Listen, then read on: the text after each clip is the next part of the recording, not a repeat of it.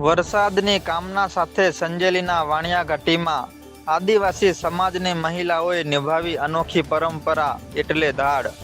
સંજેલી તાલુકાના કકરેલી વાણિયા ઘાટી ગામની આદિવાસી સમાજની મહિલાઓ વરસાદમાં વિલંબ થતા વર્ષોથી ચાલી આવતી લોક પરંપરા મુજબ મેઘરાજાને રીઝવવા માટે અનોખી ધાર્મિક વિધિનું આયોજન કરવામાં આવ્યું હતું.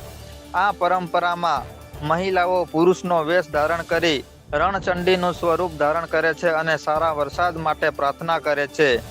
સ્થાનિક માન્યતા મુજબ જ્યારે લાંબા સમય સુધી વરસાદ પડતો નથી ત્યારે ખેડૂતોના પરિવારોની મહિલાઓ ગામની ખેડા માતાની માનતા લઈને આ ધાર્મિક યાત્રા શરૂ કરે છે.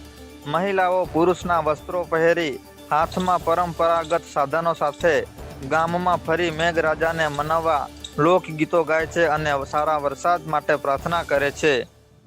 જોતા રહો સમાચાર વિસ્તારમાં.